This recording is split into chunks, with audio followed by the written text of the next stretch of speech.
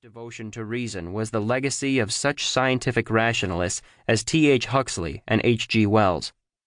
This rationalist viewpoint was not tolerant of emotionally based experiences, such as the fear of the dark that Golding had as a child. His father wielded a tremendous influence over him, and, in fact, until leaving for college, Golding attended the school where his father taught. Education.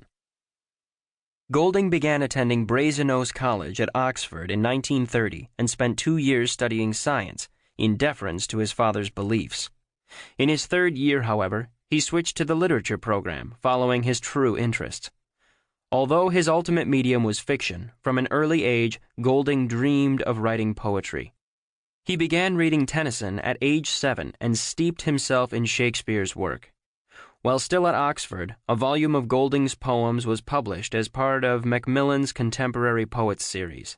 Later in life, Golding dismissed this work as juvenile, but these poems are valuable in that they illustrate his increasing distrust of the rationalism he had been reared on, mocking well-known rationalists and their ideas. In 1935, he graduated from Oxford with a Bachelor of Arts in English and a diploma in education. Jobs. From 1935 to 1939, Golding worked as a writer, actor, and producer with a small theater in an unfashionable part of London, paying his bills with a job as a social worker. He considered the theater his strongest literary influence, citing Greek tragedians and Shakespeare rather than other novelists as his primary influences. In 1939, Golding began teaching English and philosophy in Salisbury at Bishop Wordsworth School. That same year, he married Anne Brookfield, with whom he had 2 children. With the exception of 5 years he spent in the Royal Navy during World War II, he remained in the teaching position until 1961, when he left Bishop Wordsworth School to write full-time. Golding died in Cornwall in 1993. Literary writing. The 5 years Golding spent in the Navy, from 1940 to 1945, made an enormous impact, exposing him to the incredible cruelty and barbarity of which humankind is capable. Writing about his wartime experiences later, he asserted that man produces evil as a bee produces honey. Long before, while in college, he had lost faith in the rationalism of his father with its attendant belief in the perfectibility of humankind. While Golding's body of fiction utilizes a variety of storytelling techniques, the content frequently comes back to the problem of evil, the conflict between reason's civilizing influence and mankind's innate desire for domination. Novels.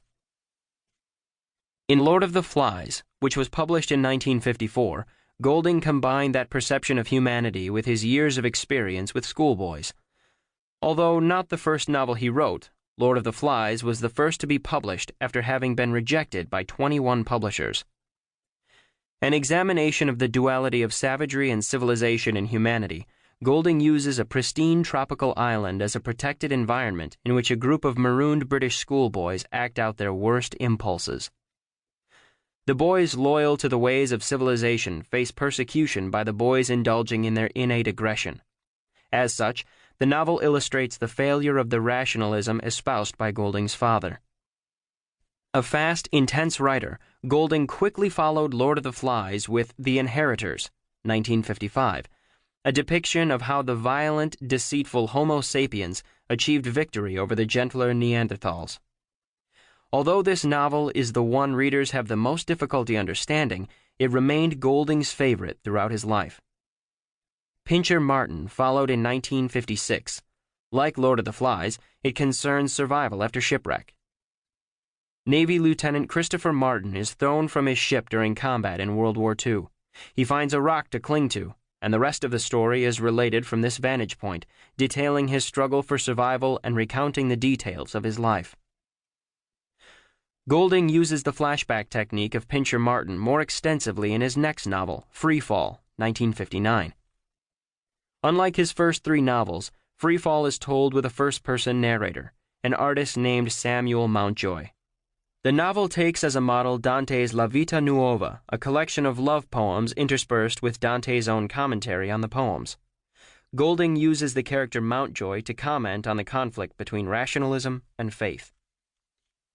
Issues of faith are